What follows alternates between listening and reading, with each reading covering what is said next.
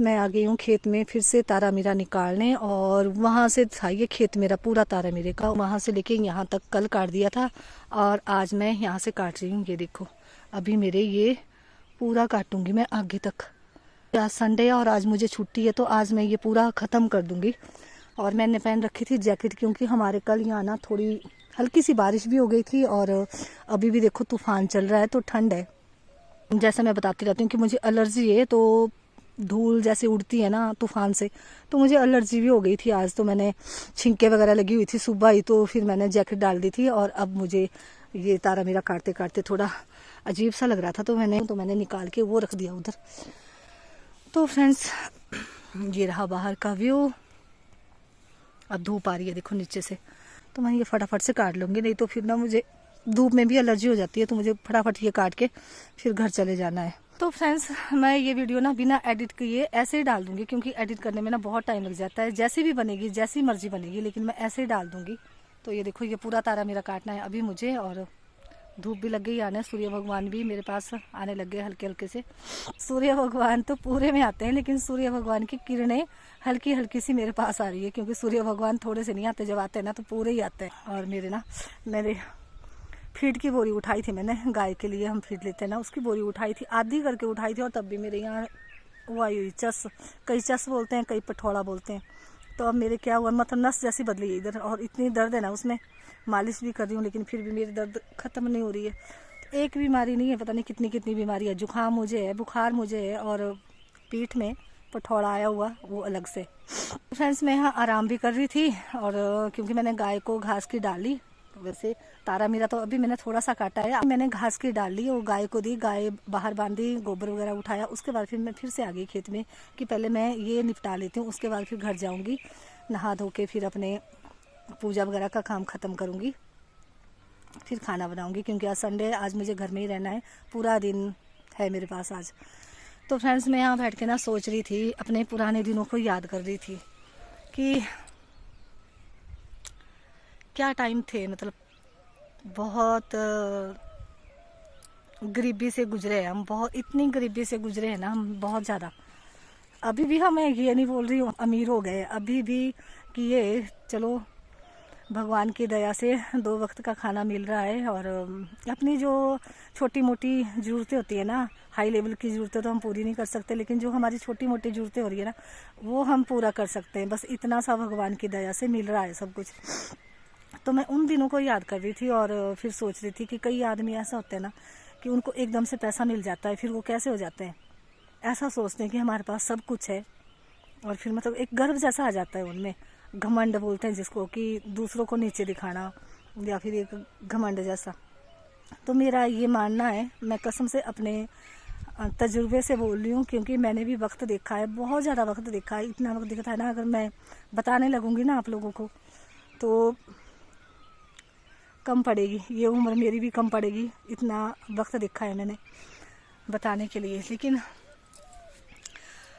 अगर भगवान ने हमें कुछ दिया है ना, 2 वक्त की रोटी दी है, 4 पैसे दिए हैं, तो हमें ना उसमें घमंड नहीं करना चाहिए, किसी की मदद करनी चाहिए। क्योंकि भगवान हमें किसी लायक तभी बनाते हैं कि हम दूसरों की मदद कर सके। ये तो मैं नहीं बोलती कि हम पैसे मतलब ऐसे फेंक देते हैं किसी के पास, किसी को जरूरत है तो हम बिल्कुल साफ मना कर देते हैं, क्योंकि हम सोचते हैं ना कि हमारे पास सब कुछ हो गया है, तो हमारे को किसी से कुछ भी लेने की जरूरत नहीं है। तो ऐसा नहीं होना चाहिए। अगर भगवान ने आपको ना किसी लायक बनाया है ना, तो कुछ सोच समझ के ही बनाया होगा कि आप किसी की हेल्प कर सको, ना कि अपने घमंड में जियो या फिर दूसरे को नीचा दिखाओ। मसेड़ो लग गया है। तो बस यही सोचा करती हूँ तड़की जीती हुई ठीक है। कि बहुत से लोग देखे मैंने ऐसे, जिन्हें के बड़ा भारी घमंड हो जाओ कि 4 पैसे आएंगे बस ये तो आ सारे बल्ले बल्ले। पर ऐसा होना नहीं चाहिए।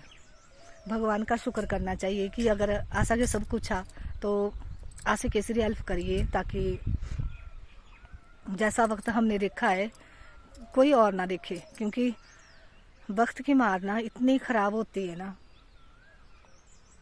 बहुत बुरी होती है वक्त की मार। और जितना वक्त मैंने देखा है ना, शायद मैं नहीं बोलती बहुत को पड़ता है ऐसा वक्त, बहुत ने देखा होगा, लेकिन जितना वक्त मैंने अपनी 47 साल की उम्र में देखा है ना,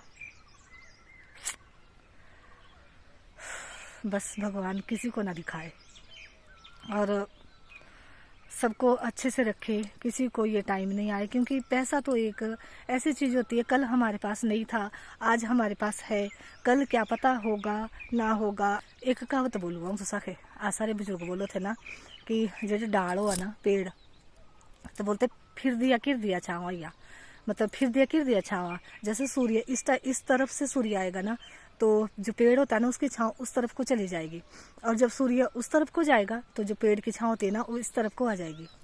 तो ऐसे ही मतलब फिर दिया किर दिया छावा हो गया भाई, यो कभी इत्ते किनारे कभी इत्ते किनारे। तो इतने गला गर्व नहीं करना पड़ता। आज जैसा के पैसा आया काल उगा ना उगा इस परमात्मा के पता। तो बस यही थी मेरे जीव दे गल आई थी, तो मैं तुसा साथ शेयर करती। और ना माखे जुकाम कुछ ज़्यादा ही बड़ा करवा, क्योंकि मैं धूल में भी काम कर रही हूँ ना, तो धूल से देखो मेरी आंखें भी कैसे सूज गई है देखो। क्योंकि जब मेरे को एलर्जी होती है ना तो गले में खराश, आंखों से पानी, आंखें सूज जाती है। और लेकिन ये तो मेरे को काटना ही पड़ेगा ना, क्योंकि अगर नहीं काटूंगी ना तो ये बहुत पक जाएगा। उतनी वजह ज़्यादा पकी जाना ना है तेरे चढ़ जाना। और पक्षी मारे रे नाती, मोर, बोदड़ा और मुर्गे और पक्षी भी कई प्रकार तो पक्षी है से जो सारा तारा मेरा मतलब फ्रूरी देव है, यानी कि खा लेते हैं।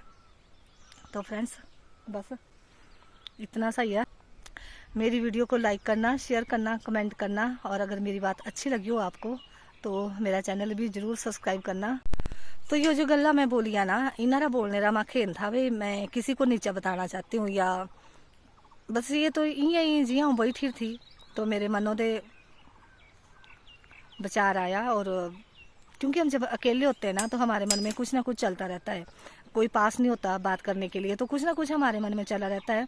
तो वैसे ही पुरानी यादें आ रही थी मन में कि कैसे कैसे टाइम काटे हुए और समय मतलब कहाँ से कहाँ पहुँच गया, किन चांद के ऊपर पहुँच गए ऐसा तो नहीं है, लेकिन फिर भी मेहनत करके और थोड़ा सा वक्त को हमने कवर किया है कि अच्छा वक्त आ सके, और भगवान करे किसी की नज़र ना लगे हमारे वक्त को। और हम कमा रहे हैं, ड्यूटी पे भी जाना होता है, घर का काम भी करती हूँ, गाय को भी रखा है, और बच्चे सारे बाहर रहते हैं, पति भी मेरे बाहर रहते हैं, वो बाहर कमा रहे हैं। तो दिहाड़ी का काम कर रहे हैं, कोई सरकारी जॉब नहीं है उनकी भी नहीं, दिहाड़ी का काम करते हैं वो भी बाहर रह के, लेकिन सारे मतलब मेहनत कर रहे हैं कि अपना अच्छा सा वक्त ला सके। तो सबसे यही रिक्वेस्ट है कि क्यों करूँगी मैं रिक्वेस्ट, मैं नहीं बोलती किसी को नहीं कि आप मेहनत करो, हम क्यों बोले, कोई मेहनत करेगा ना करेगा उसकी मर्जी है, ऐसा तो नहीं बोलना चाहिए हमारे को। पर अगर हम मेहनत करते हैं ना तो भगवान हमारे लिए उसका फल जरूर देता है, एक ना एक दिन मतलब कभी ना कभी से दिन आ ही जाओ आते जैसा कि अपनी मेहनत फल मिल जाओ, और बोलो ना सब्र फल मीठा हुआ। तो बस मेहनत करनी है, सारे हाथों तो लिखी थी, बाकी आगे फल तो परमात्मा ही देना, और वो देता है जरूर देता है, ऐसा नहीं है कि देता नहीं है बहुत। अगर अपने सच्चे मन से हम अपनी मेहनत करते हैं ना और किसी का बुरा नहीं सोचते हैं तो भगवान जरूर हमारी हेल्प करते हैं। और ये मैंने देखा है, तभी बोल रही हूँ मैं इन बातों को।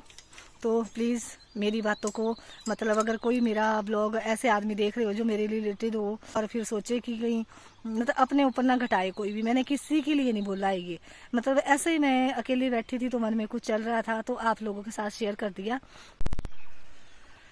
तो अगर तुसा का मेरी वीडियो अच्छी लगी होगी तो मेरा चैनल जरूर सब्सक्राइब करना, मेरी वीडियो लाइक करनी, शेयर करना, कमेंट करना। तो ये भी इस तारे मेरे बाटे लू नहीं तो माखियाँ भीड़ा बोलो ये सब भाई तू रो फोन और तोरे वीडियो बना दी या कुछ भी कर दी तेरे गुदरू ही तेरे काम कर दे। तो तेरा तो कुछ नहीं है, बोलने दो, बोलने वाला है काम थे भी माई करना, वीडियो भी माई बनानी और काम भी माई करना, कैसे नहीं कर जाना मेरा काम आई की। तो चलो मैं पहले ये तारा मेरा काट लेती हूँ, और फिर भूख भी लग रही है मेरे पेट में, चूहे कूद रहे हैं। अब सुबह के शायद 8 लगे हो गए बजने। Bye bye.